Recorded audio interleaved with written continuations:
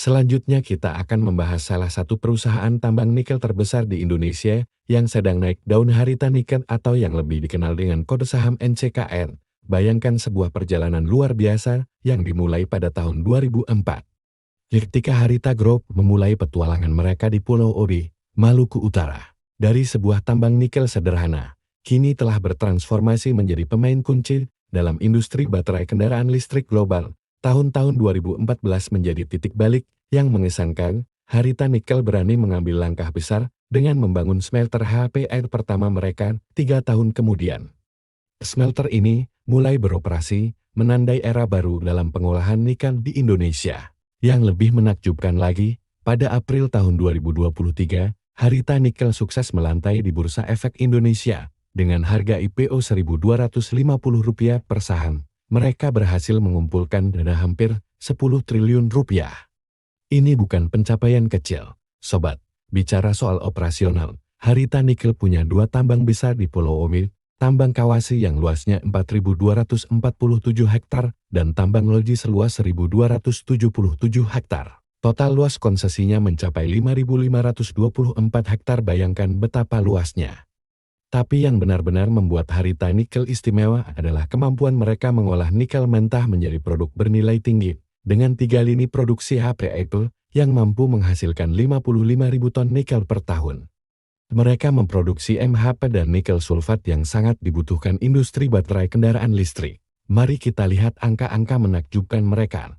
Tahun-tahun 2023, pendapatan mereka meroket 149,35% menjadi 23,86 triliun rupiah. Laba bersih naik 54,03% menjadi 7,07 triliun rupiah, dan di kuartal 3 tahun 2024, momentum pertumbuhan terus berlanjut dengan pendapatan 20,37 triliun rupiah. Yang lebih menarik lagi, Harita Nikel punya neraca keuangan yang sangat sehat, dengan total aset 45,29 triliun rupiah, dan rasio utang terhadap ekuitas hanya 34,6%.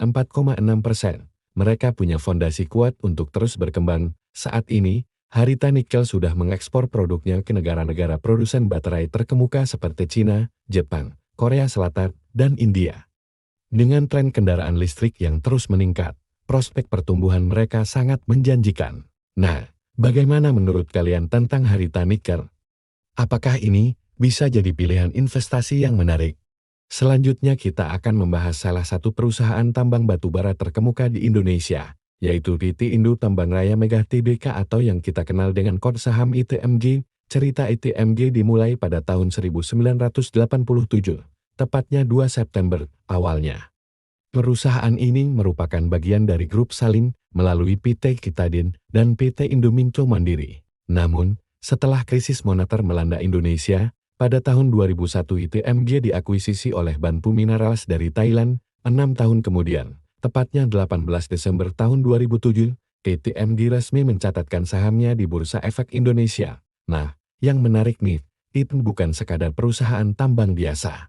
Mereka mengoperasikan tambang batu bara terintegrasi di berbagai wilayah Kalimantan, mulai dari timur, tengah, hingga selatan. Bayangkan, mereka punya terminal batu bara sendiri di Bontang, lengkap dengan fasilitas pemuatan tongkang dan pembangkit listrik untuk mendukung operasional tambang mereka. Berbicara soal produk, ITMG fokus menghasilkan batu bara termal berkualitas tinggi dengan nilai kalori 4.300 sampai 6.300 kilokalori per kilogram. Produk mereka tidak hanya dipasarkan di Indonesia, tapi juga ke berbagai negara di Asia dan Eropa. Mari kita lihat kinerja keuangan ITMG di tahun 2024.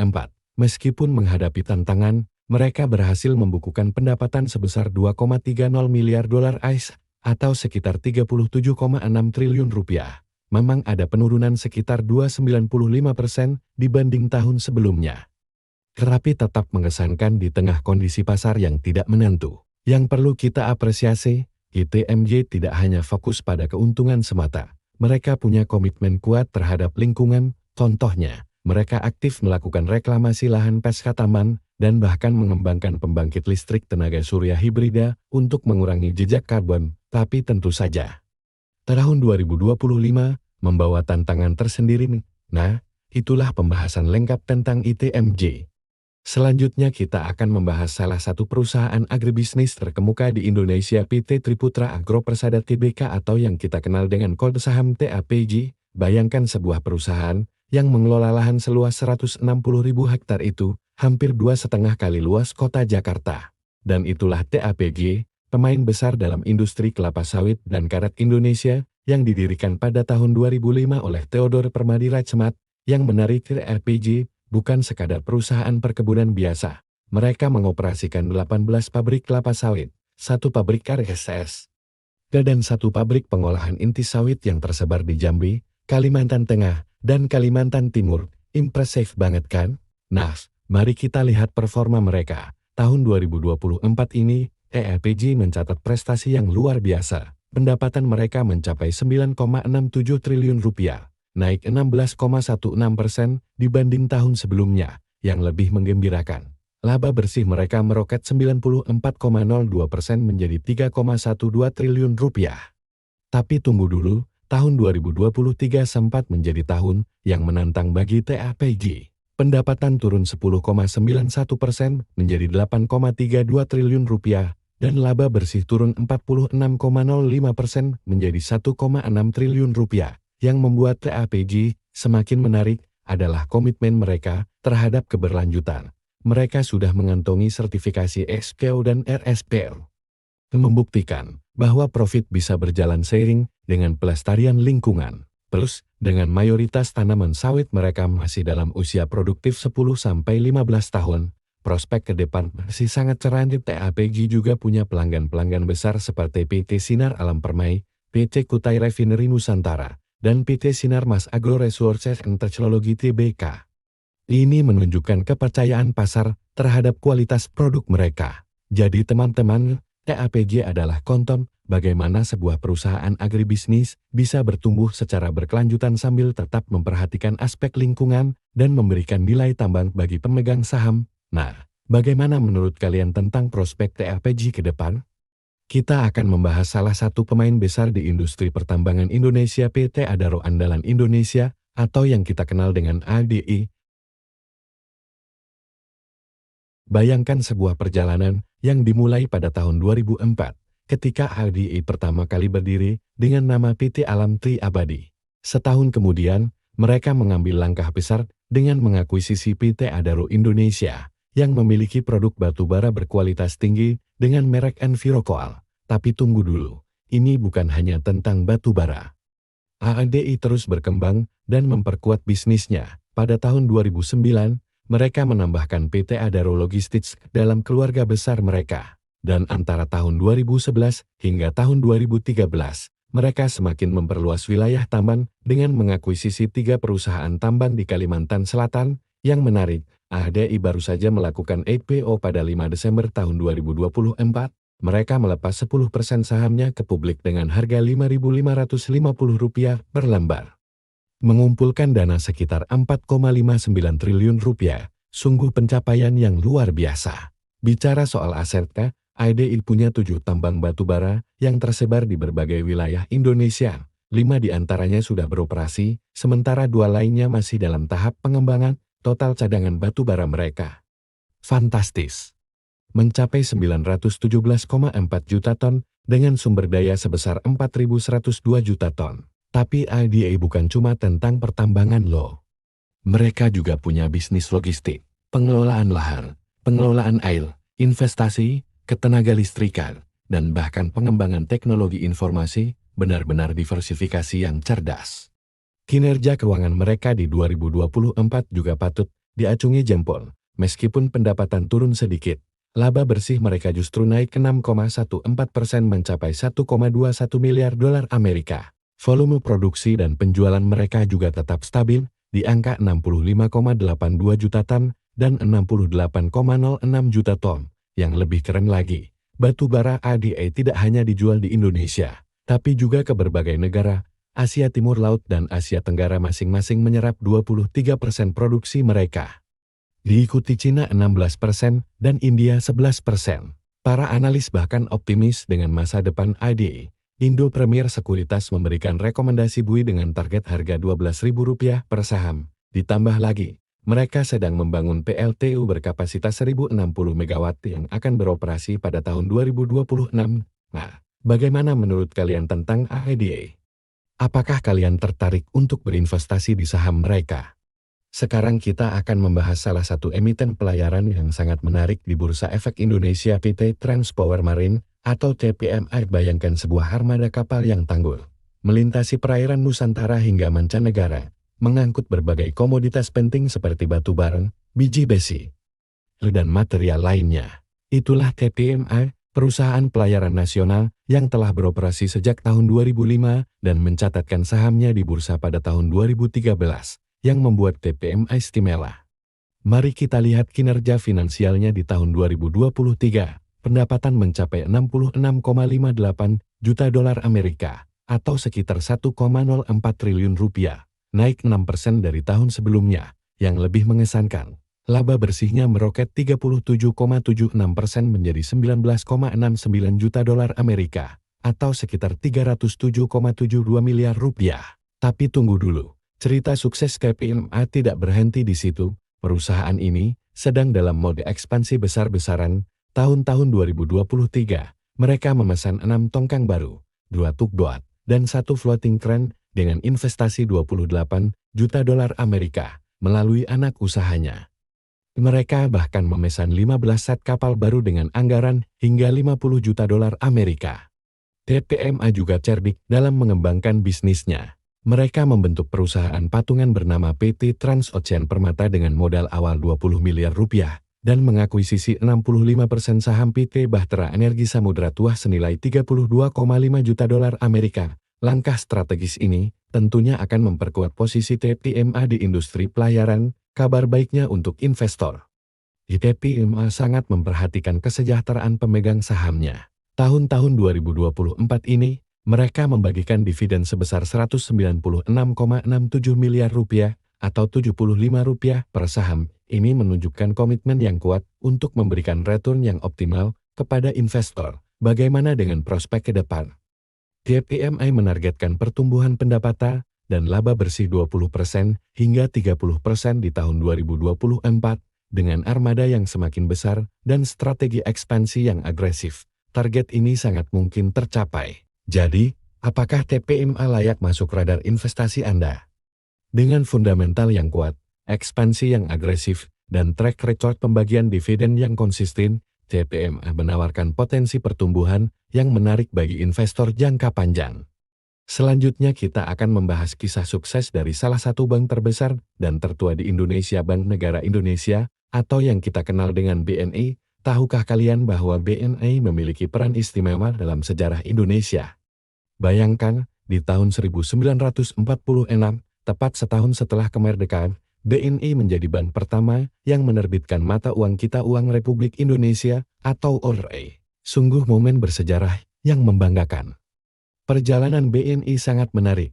Dari bank sentral, bertransformasi menjadi bank komersial pada tahun 1950, hingga akhirnya menjadi perusahaan publik yang tercatat di Bursa Efek pada tahun 1996. Ini bukan pencapaian biasa. Sobat, BNI adalah bank BUMN pertama yang berani melangkah ke lantai bursa. Bicara soal prestasi, tahun 2024 ini BNI kembali membuktikan ketangguhannya dengan laba bersih mencapai 21,46 triliun rupiah, tumbuh 2,7% dari tahun sebelumnya. BNI menunjukkan bahwa mereka tak hanya sekadar bertahan, tapi terus berkembang di tengah tantangan ekonomi global yang lebih mengesankan lagi. Penyaluran kredit BNI meningkat 11,7% mencapai 727 triliun rupiah. Ini bukan angka yang kecil, sobat. Artinya BNI aktif mendukung pertumbuhan ekonomi Indonesia dengan membantu berbagai sektor usaha.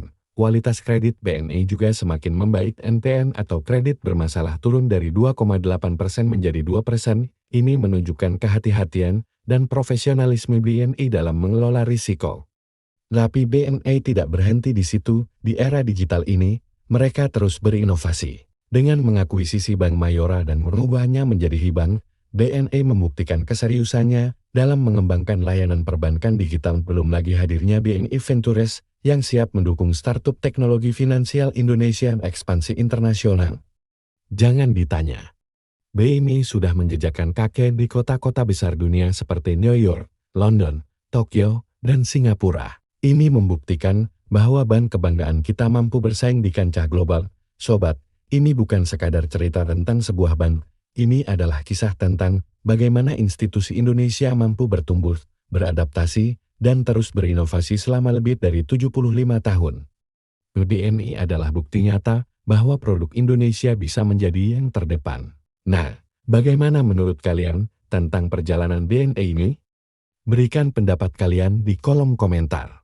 Sekarang kita akan membahas salah satu bank terbesar di Indonesia yang mungkin sudah tidak asing lagi di telinga kita, CIMB Niaga. Bank yang satu ini punya cerita menarik yang layak kita simak bersama. Bayangkan, perjalanan CIMB Niaga dimulai dari tahun 1955 dengan nama Bank Niaga. Siapa sangka bank yang awalnya kecil ini akan menjadi salah satu pemain utama di industri perbankan Indonesia. Yang lebih keren lagi, CIMB Niaga selalu jadi pionir dalam inovasi. Tahun-tahun 1987, mereka jadi bank pertama yang berani meluncurkan layanan ATM di Indonesia. Gak berhenti di situ. Tahun 1991 mereka kembali mencatatkan sejarah sebagai bank pertama dengan layanan perbankan online. Bicara soal prestasi, tahun 2024 ini CIMB Niaga berhasil membukukan laba bersih sebesar 6,83 triliun rupiah, angka yang fantastis, bukan? Ini menunjukkan pertumbuhan 5,42% dibanding tahun sebelumnya. Total aset mereka mencapai 360,2 triliun rupiah, mengukuhkan posisi mereka sebagai bank swasta nasional terbesar kedua di Indonesia. Yang bikin makin menarik, CIMB Niaga nggak cuma fokus sama angka-angka. Mereka juga serius dalam transformasi digital lewat UCTO Mobile dan UCTO Ojek. Ini bukti nyata komitmen mereka untuk memberikan layanan terbaik buat nasabah di era digital. Kualitas layanan mereka juga terbukti dari rasio NPL yang turun ke 1,8% dan CR yang kuat di level 23,3%. Ini artinya, CIMB Niaga punya fondasi yang kokoh dan manajemen risiko yang bagus. Yang paling menarik, CIMB Niaga punya strategi FORWARD 23 yang fokus pada transformasi digital, peningkatan pengalaman nasabah, dan keuangan berkelanjutan. Mereka nggak cuma mikirin profit, tetapi juga peduli sama lingkungan dan masa depan. Nah, dari semua cerita ini, kita bisa lihat bagaimana CIMB Niaga terus berkembang dan beradaptasi dengan perubahan zaman. Mereka bukan cuma survive, tapi thrive di industri perbankan Indonesia. Selanjutnya kita akan membahas kisah menarik dari Ultra Jaya, perusahaan yang mengubah industri minuman Indonesia dengan inovasi luar biasa mereka. Bayangkan tahun 1958, di sebuah rumah sederhana di Bandung, disitulah Ahmad Prawira Wijaya memulai bisnis kecilnya memproduksi susu kemasan. Siapa sangka bisnis rumahan ini akan bertransformasi menjadi raksasa industri minuman yang kita kenal sekarang? Tahun-tahun 1971 menjadi titik balik ketika Ultra Jaya mengadopsi teknologi ultra high temperatur dan pengemasan aseptik, sebuah terobosan yang menjadikan mereka pionir di Indonesia. 4 tahun kemudian, Ultra Milk hadir di pasaran, diikuti Buavita pada tahun 1978 dan Teh Kotak yang legendaris pada tahun 1981.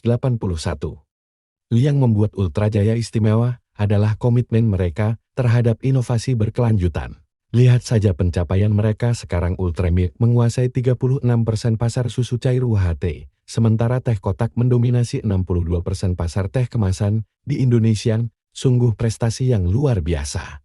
Berbicara tentang kinerja keuangan, pertumbuhan Ultra Jaya konsisten mengagumkan. Dari pendapatan 6,22 triliun rupiah di tahun 2019, mereka berhasil meningkatkan hingga 8,30 triliun rupiah di tahun 2023. Yang lebih mengesankan, mereka mencapai ini tanpa utang jangka panjang, sebuah bukti manajemen keuangan yang sangat baik. Terbaru, Ultra Jaya kembali membuktikan jiwa inovasinya dengan meluncurkan susu organik lokal pertama di Indonesia. Mereka juga berkolaborasi dengan karakter populer Ultraman untuk produk Ultra Core, menunjukkan kepekaan mereka terhadap tren pasar. Jaringan distribusi mereka luar biasa. Lebih dari 25.000 wholesaler dan 65.000 retailer di seluruh Indonesia, terus ekspor ke berbagai negara di Asia, Timur Tengah, Australia, bahkan Amerika Serikat. Ini bukan sekadar cerita sukses, bisnis ini adalah kisah tentang bagaimana vision, inovasi, Dan kerja keras dapat mengubah industri rumahan menjadi pemimpin pasar yang menginspirasi.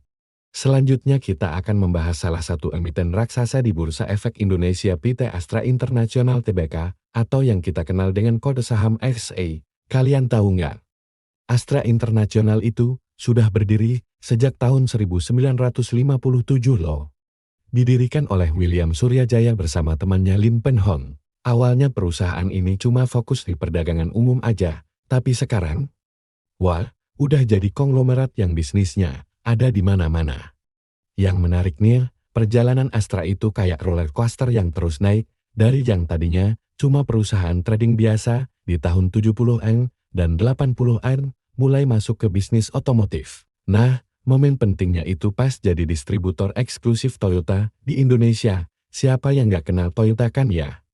Terus di tahun 1990, Astra melakukan IPO atau go public.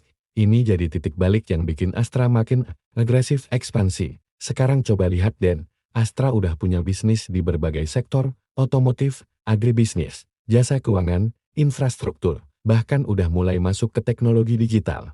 Bicara soal fundamental, Astra ini punya struktur keuangan yang kokoh banget, pendapatannya, wow, mencapai 310–320 triliun rupiah per tahun. Dengan laba bersih sekitar minus 35 triliun, ROI-nya juga mantap di kisaran 15–18%, yang bikin investor makin seneng. Astra ini konsisten bagi dividen dengan yield sekitar 3–4%. Tapi yang bikin Astra spesial itu diversifikasinya. Mereka nggak cuma andalin satu bisnis aja. Kalau otomotif lagi lesu, masih ada bisnis alat berat, perkebunan, atau jasa keuangan yang bisa topang pendapatan. Nah, sekarang Astra lagi fokus ke masa depan nih. Mereka udah mulai masuk ke bank digital lewat Bank Saku, ekspansi ke bisnis kendaraan listrik, dan mulai main di energi terbarukan. Ini strategi yang cerdas banget mengingat tren dunia ke depan. Tapi perlu diingat, setiap investasi pasti ada risikonya. Astra juga nggak lepas dari pengaruh siklus ekonomi dan harga komoditas global. Makanya penting buat kita sebagai investor untuk selalu jeli memantau perkembangannya. Gimana? Menarikkan perjalanan dan prospek Astra ke depan? Dan terakhir kita akan membahas salah satu raksasa properti Indonesia yang mungkin sudah tidak asing lagi di telinga kalian, PT Bumi Serpong Damai Tbk atau yang lebih dikenal dengan BSD. Bayangkan sebuah perusahaan yang bermula di tahun 1984 dengan mimpi besar membangun kota satelit terpadu di sebelah barat Jakarta. Ya, itulah BSD. Mereka tidak hanya bermimpi, tapi benar-benar mewujudkannya menjadi BSD City yang kita kenal sekarang. Perjalanan BSD ini sangat menarik, dimulai dari membangun infrastruktur dasar di tahun 1989, mereka fokus mengembangkan kawasan perumahan menengah ke atas. Tapi tunggu dulu, ini baru permulaan. Di tahun 2008, BSD mengambil langkah besar dengan mencatatkan sahamnya di Bursa Efek Indonesia. Nah, yang bikin BSD ini spesial adalah mereka punya land bank yang super besar, lebih dari 4.000 hektar.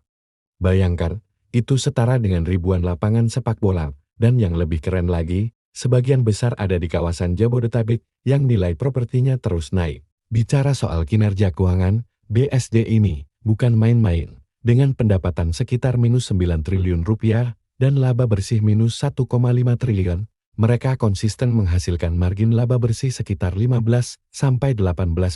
BSDI juga punya strategi bisnis yang cerdas. Mereka tidak cuma fokus di satu segmen, tapi mendiversifikasi dari perumahan mewah sampai rumah subsidi. Belum lagi, mereka juga mengembangkan kawasan teknologi seperti Digital Hub di BSDI. Ini menunjukkan bahwa BSDI siap menghadapi era digital. Tapi tentu saja, seperti investasi lainnya, ada beberapa hal yang perlu diperhatikan. Kondisi makroekonomi seperti suku bunga dan daya beli masyarakat bisa mempengaruhi kinerja BSDI. Regulasi properti yang kadang berubah-ubah juga bisa jadi tantangan tersendiri.